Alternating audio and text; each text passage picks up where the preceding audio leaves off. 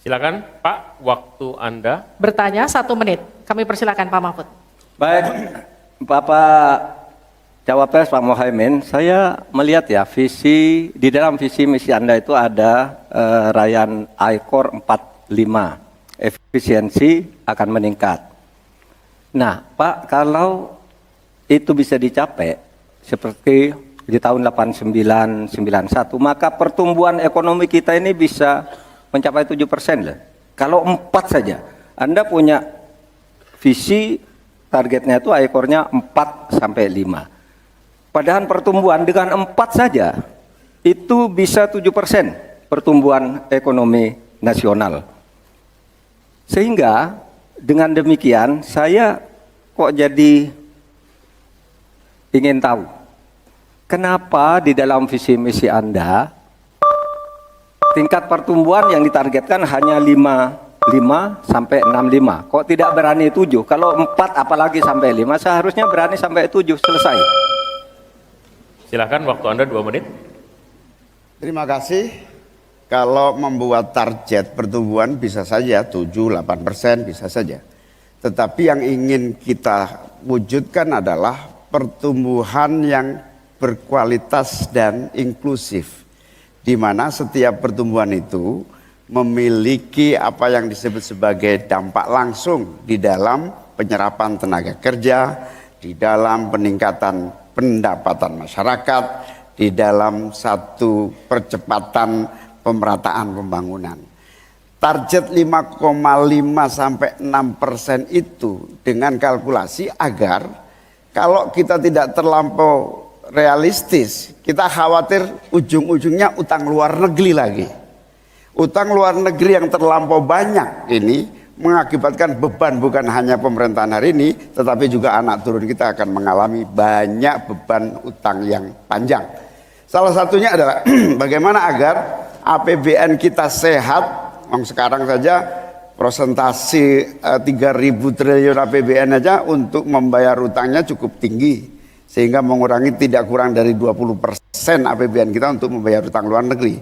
Sehingga target yang berjumlah 5,5% sampai 6,5% itu realistis, yang akan tidak membebani bagi proses pembangunan kita di masa yang akan datang. Di sisi yang lain, kita pasti tahu bahwa salah satu syarat-syarat pertumbuhan yang bisa sehat itu adalah apabila investasi yang masuk juga tidak menjadi beban baru bagi pembangunan nasional kita. Apa beban baru itu? Yaitu tingginya tanggungan bunga-bunga yang harus, terutama kalau utang G2G, yang menjadi beban berat bagi APBN kita hari ini dan di masa-masa yang akan datang. Cukup Bapak? Baik, selanjutnya dipersilakan untuk Pak Mahfud MD untuk kembali menanggapi, waktunya 1 menit, silakan Bapak. Ya begini Pak, kami Ganjar Mahfud itu mentargetkan pertumbuhan ekonomi kita itu 7%. Itu hitung-hitungannya mudah, tadi saya sudah sebut di pertama. Betapa saya menyelamatkan korupsi yang diurus kantor langsung saya aja 677 triliun. Itu kalau dibagi ke UMKM, itu luar biasa. Kemudian yang ditemukan oleh ICW sejak tahun 2014 yang sudah inkrah korupsi itu berapa? 233,7 triliun.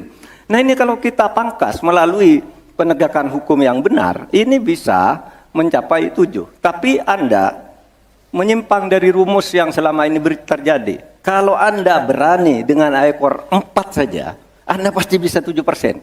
Pasti bisa 7%, apalagi 4 sampai 5. Lah ini Anda menargetkan segini, tapi pertumbuhan ekonominya cuma 5,6. Secara matematis agar kurang cepat.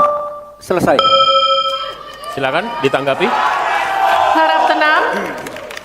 Ditanggapi Ya, Pak Muhaimin. tentu saya sangat setuju. Bukan hanya pemberantasan korupsi yang membawa pemasukan bagi APBN kita, menjaga kebocoran APBN kita, tetapi juga pendapatan negara bukan pajak yang juga menjadi bagian dari andalan. Akan tetapi kita juga harus realistis bahwa 7% itu bisa jadi cuma omong kosong, di mana Kenyataannya setelah APBN kita jalan sampai hari ini aja 5% yang diterapkan oleh pemerintah hari ini juga masih mengalami banyak kontraksi.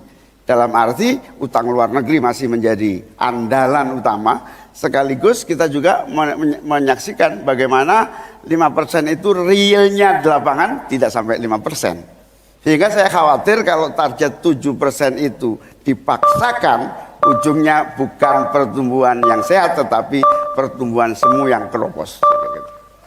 Baik. Tenang, kita lanjutkan.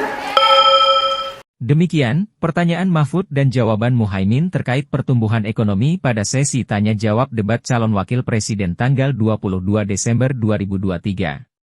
Semoga bermanfaat.